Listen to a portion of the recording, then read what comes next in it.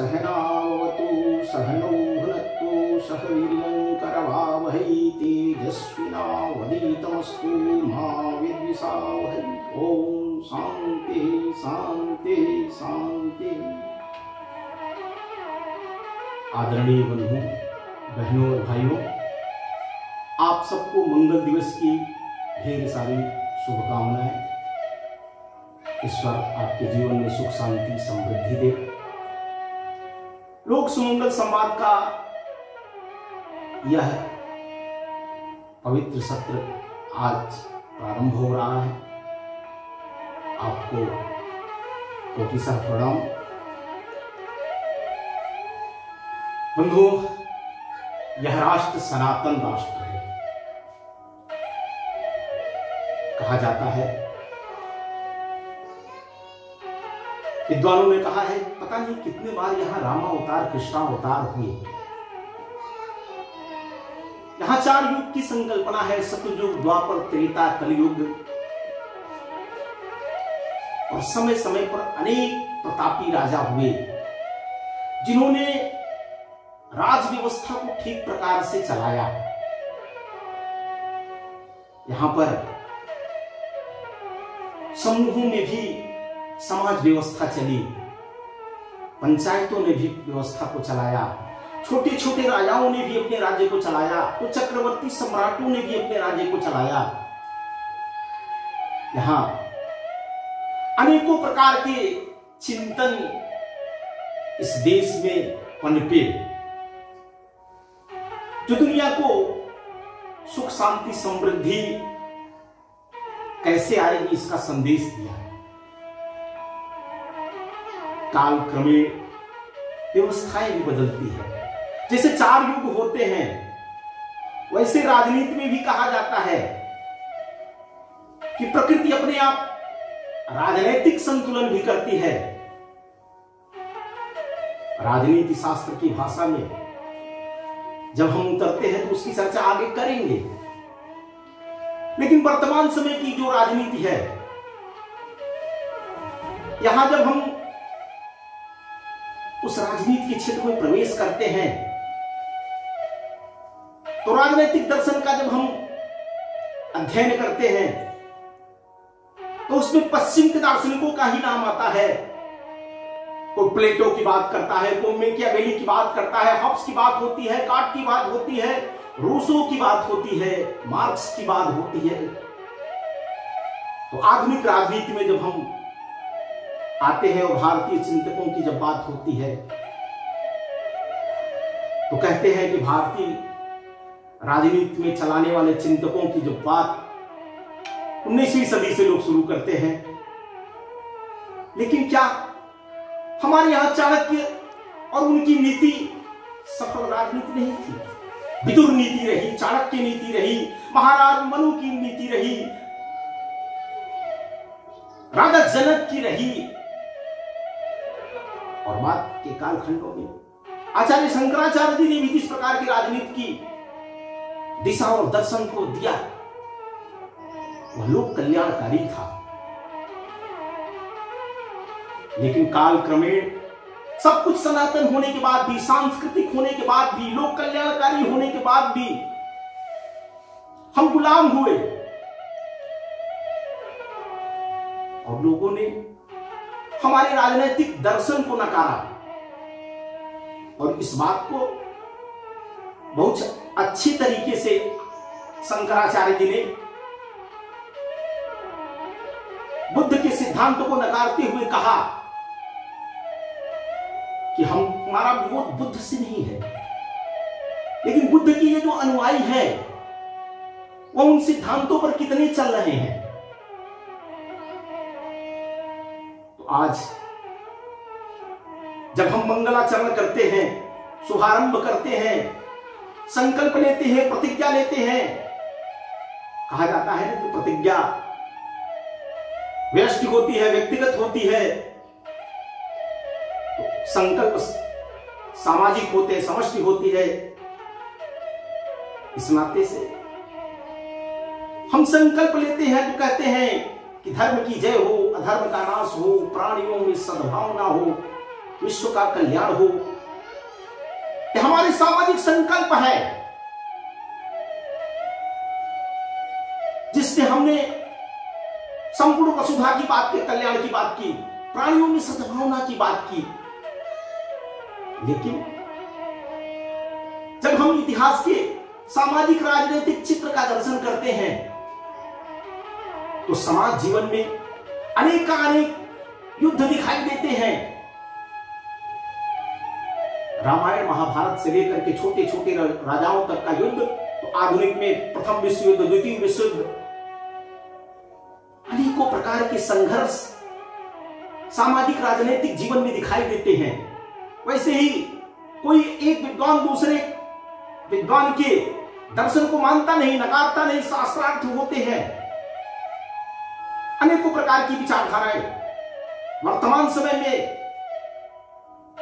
अगर विचारधाराओं की बात कोई करता है तो कहता है कि यहां गांधीवाद है, समाजवाद है, साम्यवाद है, पूंजीवाद है, और एकात्म मानववाद की भी चर्चा रहती है। क्योंकि एकात्म मानववाद आज क्या मानवीयता पर उभरता हुआ सिद्धांत है, जिसको दसियों करोड़ लोग इसके अनुयायी हैं, मानते हैं। विश्व के सबसे बड़े राजनैतिक दल के लोग एकात्म मानववाद के सिद्धांत पर चल रहे हैं। इस नाते से इस सुमंगल संवाद में हम पाश्चात्य की तमाम दार्शनिकों के दर्शन की बात कर रहे हैं। वह भी कितना उचित है, कितना अनुचित है, क्योंकि यह विषय बहुत लंबा है। धीरे धीरे करके एक एक परतें इसके खुलेंगी। एकात्म मानववाद सिद्धांत की व्याख्या व्यक्ति के नाते से पंडित दीनदयाल उपाध्याय जी ने किया, और जनसंघ बना ही 1951 में। कहते हैं कि जॉन रस्किन की अंतु दिस लास्ट पुस्तक से प्रभावित होकर के गांधी जी ने इस प्रकार के चिंतन को आगे बढ़ाया, और पंडित दीनदयाल उपाध्याय जी ने जिस अंत्योदय की बात किया वह वहां की प्रेरणा थी। लेकिन यह बातें ऐसी चलती रहती है। हमारे यहां तो सभी के जीवन को सुखमय बनाने की बात कहा जाता है यहां कि सर्वे भवन्तु सुखिनः, सर्वे सन्तु निरामया, सर्वे भद्राणि पश्यन्तु मा कश्चित् दुःखभाग् भवेत् का संकल्प है। सर्वेषां मंगलम भवतु की हम बात करते हैं, सर्वभूत हिते रतः की हम बात करते हैं। हमारा संकल्प रहा है, हमारे ऋषि मुनियों ने संकल्प लिया है कृण्वन्तो विश्वमार्यम का। हम वसुधैव कुटुंबकम की बात करते हैं, माता भूमि पितरो हम पृथ्व्या की हम बात करते हैं। हमारे यह सब शाश्वत संकल्प है, और उन संकल्पों को जोड़ते हुए पुरानी न्यू नया निर्माण, ऐसे यह जो एकात्म मानववाद का सिद्धांत है, यह शाश्वत सिद्धांत है।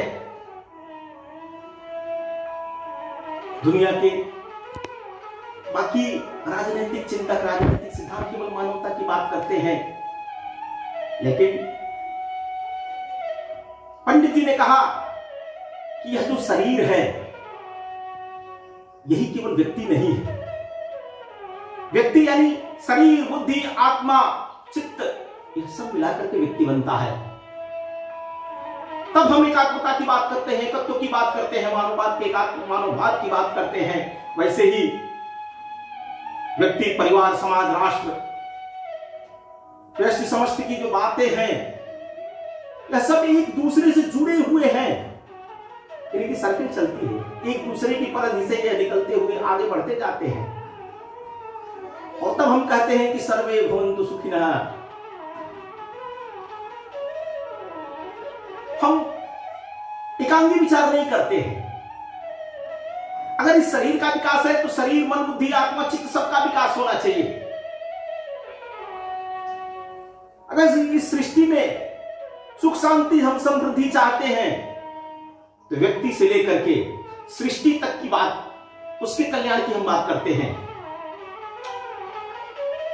इस नाते से हम जब संकल्प लेते हैं तो कहते हैं प्राणियों में सद्भावना हो। और इस नाते से पंडित जी ने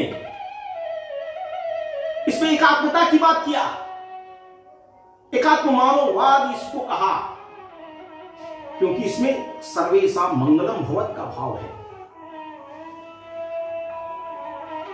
हम व्यक्ति का भी विकास चाहते हैं, परिवार का भी विकास चाहते हैं, समाज का भी विकास चाहते हैं, देश का भी चाहते हैं, दुनिया का भी चाहते हैं, सृष्टि का भी चाहते हैं। और सृष्टि में प्रकृति और व्यक्ति के जो संबंध हैं वह कैसे रहे? कहते हैं ना, विद्वान लोग कहते हैं, पश्चिम के विद्वान लोग कहते हैं कि व्यक्ति एक सामाजिक प्राणी है और लोग बाकी ऐसे सृष्टि में तमाम जीव जंतु हैं जो सामाजिक हैं। आपने कभी कौवे की सामाजिकता को देखा होगा। एक कौवे को अगर कोई आहत करता है तो काव काव करते हुए हजारों कौवे इकट्ठा हो जाते हैं। एक बंदर को अगर आपने छेड़ दिया, सैकड़ों बंदर इकट्ठा हो जाते हैं। आप कभी चींटियों के परिवार को देखिए, कभी मधुमक्खी के परिवार को देखिए, उनके यहां कितनी सामाजिकता है। तो ऐसा नहीं है कि जीव जंतु समाज में नहीं रहते हैं, उनकी भी परिवार की रचना है। प्रभु ने सबके अंदर, सभी जीवों के अंदर यह इस प्रकार का भाव भरा है। और इस नाते से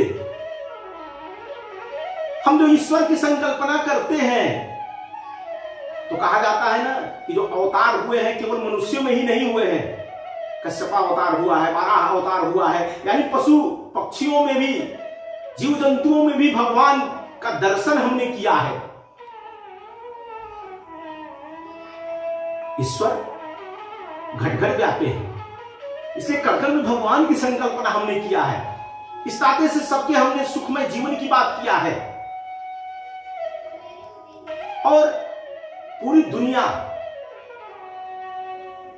व्यक्ति के सुखमय जीवन की बात करती है। सर्वे भवन्तु सुखिनः, सबके हम सुख की बात करते हैं। लेकिन भारतीय चिंतन खाली सुख की ही बात नहीं करता है। कहता है कि जैसे व्यक्ति में शरीर, मन, बुद्धि, आत्मा, चित्त है, वैसे ही उसको केवल सुख मिल जाने से कुछ नहीं होता है। रोटी, कपड़ा, मकान, शिक्षा, चिकित्सा, यह सब चीजें अगर मिल जाने के बाद भी व्यक्ति सुखी नहीं दिखता है, उसको भारतीय चिंतन कहता है कि उतने से व्यक्ति संतुष्ट नहीं होने वाला है, उतने से उसको आनंद नहीं आने वाला है। तो व्यक्ति को शारीरिक सुख चाहिए, यानी रोटी, कपड़ा, मकान, शिक्षा, चिकित्सा, भोग, उपभोग की वस्तुएं चाहिए। उसके बाद व्यक्ति को मानसिक शांति चाहिए, जो सेवा से मिलता है, उपकार से मिलता है, आदि आदि चीजों से उसको मानसिक शांति मिलती है। फिर भारतीय चिंतन यही मौन नहीं होता है, कहता है कि व्यक्ति को आत्मिक आनंद भी चाहिए। निःश्रेयस की हम बात करते हैं, ईश्वर की हम बात करते हैं, परापरा की हम कल्पना करते हैं, तो व्यक्ति को शारीरिक सुख, मानसिक शांति, आत्मिक आनंद, और आनंद तक ही नहीं तो व्यक्ति को सर्वानंद चाहिए, परमानंद चाहिए, जिसको हम मोक्ष तक ले जाते हैं। पंडित जी कहते थे कि प्रत्येक व्यक्ति का जीवन उद्देश्य है शारीरिक सुख, मानसिक शांति, आत्मिक आनंद प्राप्त करना। वैसे ही प्रत्येक व्यक्ति को जीवन के चारों पुरुषार्थ, यानी धर्म, अर्थ, काम, मोक्ष, यह चारों जीवन में आवश्यक है। तब जाकर के यह पूरी संकल्पना बनती है। और इस सुखमय जीवन के लिए किस प्रकार की राजनीतिक व्यवस्था हो, किस प्रकार की आर्थिक व्यवस्था हो, किस प्रकार की वैदेशिक व्यवस्था हो, यह एक मानववाद में आता है। व्यक्ति से व्यक्ति के किस प्रकार के संबंध हो, कुटुंब से, अगर हम परिवार में रह रहे हैं तो कुटुंब के प्रति हमारा क्या व्यवहार होना चाहिए, समाज के प्रति क्या व्यवहार होना चाहिए। इस नाते से इसको धर्म की व्याख्या की गई है, कर्तव्य की बात इसमें की गई है। माता का धर्म, पिता का धर्म, भाई का धर्म, बहन का धर्म, समाज का धर्म, कुटुंब का धर्म। धर्म यानी कर्तव्य। कर्तव्य और अधिकार जब मिलते हैं तब हम जिस व्यवस्था की, जिस दर्शन की बात करते हैं वह दर्शन आता है। और एकात्म मानववाद, जिसको पंडित दीनदयाल उपाध्याय जी ने इस राज व्यवस्था, समाज व्यवस्था को चलाने के लिए दिया है, यह कितना तात्विक सात्विक है, इसका निरंतर अध्ययन करना पड़ेगा। एक सामाजिक जीव होने के नाते, सामाजिक कार्यकर्ता होने के नाते से हमारे जीवन का कैसे विकास हो, समाज के जीवन का कैसे विकास हो, हम जिस प्रकार की रिद्धि सिद्धि सुख शांति समृद्धि चाहते हैं वह समाज को कैसे प्राप्त हो, सबका जीवन आनंदमय कैसे हो, इसके लिए एकात्म मानववाद। तो एकात्म मानववाद के जो एक एक आयाम है उन आयामों को समझना पड़ेगा। यानी व्यक्ति यानी क्या, परिवार कुटुंब यानी क्या, समाज यानी क्या, देश यानी क्या, राष्ट्र यानी क्या, विश्व यानी क्या। ऐसे तमाम एक एक छोटी छोटी बातों का अगर हम अध्ययन नहीं करते हैं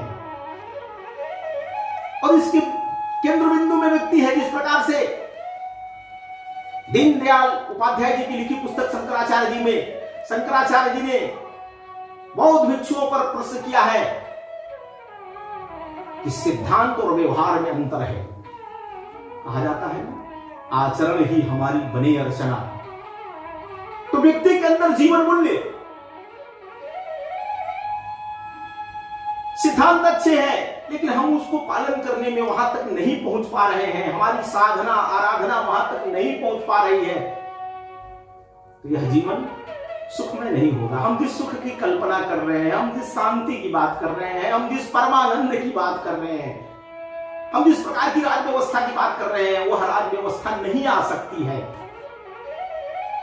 कहते हैं ना कि प्रकृति तो इस प्रकार की राज व्यवस्था की 4 युग बनाया हो ना, सतयुग, द्वापर, त्रेता, कलयुग। उस युग में उस प्रकार के राजा होते हैं, उस प्रकार के व्यक्ति होते हैं। दूसरे प्रकार की भी बात राजनीति शास्त्र में पढ़ाई जाती है कि राजतंत्र है, राजा कालक्रमेण निरंकुश होता है तो वहां का शासन निरंकुश तंत्र में बदल जाता है, निरंकुश तंत्र से लोग उठते हैं तो लोकतंत्र आता है, लोकतंत्र का विकृत स्वरूप है भीड़ तंत्र, भीड़ तंत्र से लोग उठते हैं तो धनिक तंत्र होता है, धनिक तंत्र कुलीन तंत्र होता है, कुलीन तंत्र से धनिक तंत्र होता है, धनिक तंत्र से लोग फिर उठते हैं, फिर राजतंत्र आता है। एक तंत्र ऐसे अपने आप एक राजनीति का चक्र चलते रहता है। जिस काल में उस प्रकार की व्यवस्था होती है, उस प्रकार के लोग होते हैं। यानी गांधी जी ने किस सामाजिकता की बात की थी? ग्राम पंचायत में किस प्रकार से व्यवस्था चलेगी, वहां का गांव का एक मुखिया किस प्रकार से गांव की पूरी व्यवस्था को चलाएगा और समाज कैसे सुखमय रहेगा, वहीं पर सब प्रकार की सुविधा जुटेगी। तो समाजवाद की बात हम देखते हैं, पूंजीवाद और साम्यवाद की बात देखते हैं। सबका तुलनात्मक अध्ययन हम धीरे धीरे करेंगे और यह सब प्रतीकात्मक चीजें हैं। हम एक कार्यकर्ता होने के नाते हमको समझना पड़ेगा कि हम जिस विचारधारा को लेकर के काम कर रहे हैं उनके सिद्धांत में क्या बातें हैं जो हमारे जीवन में एक साधक के नाते, एक उपासक के नाते, एक कार्यकर्ता के नाते आना चाहिए। क्योंकि किसी भी सिद्धांत के ऊपर से लोगों का विश्वास उठना कथनी और करनी में अंतर से होता है। क्योंकि सिद्धांत सभी अच्छे होते हैं और सभी अच्छे होने के बाद अगर उसको पालन करने वाले लोग मनसा वाचा कर्मणा एक नहीं है तो वह सिद्धांत तो वही का वही रह जाता है, हमारे व्यवहार में अंतर आता है। इस नाते से इस पूरी व्यवस्था रचना के बीच में व्यक्ति आता है, कार्यकर्ता आता है। हम बदलेंगे, युग बदलेगा। इस नाते से पंडित दीनदयाल उपाध्याय जी ने व्यक्ति निर्माण की बात किया। एक सात्विक तात्विक कार्यकर्ता कैसा होना चाहिए? हम जिस समाज की कल्पना कर रहे हैं उस समाज की कल्पना में व्यक्ति निर्माण केंद्र में है, मूड में है। इस नाते से सामान्य लोग कहते हैं गांव में कि पोथी पढ़ी पढ़ जगमुआ, पंडित भया न कोय, ढाई आखर प्रेम का पढ़े सुपंडित हो। यह बातें छोटी लगती हैं। यहां बड़े बड़े विद्वान हुए, वेद शास्त्र उपनिषद क्या क्या नहीं लिखे गए, आज उसके एक एक श्लोकों की व्याख्या करके लोग विद्वान होते हैं। बड़े बड़े शोध पत्र लिखे जाते हैं और इतना सनातन राष्ट्र, इतने बड़े बड़े विश्वविद्यालय। 18वीं सदी तक की अगर हम बात करते हैं तो कितने हमारे यहां विद्यालय चलते थे। उसके बाद भी हमको जिस समय आजादी मिली हमारी साक्षरता 34% पर आ गई थी।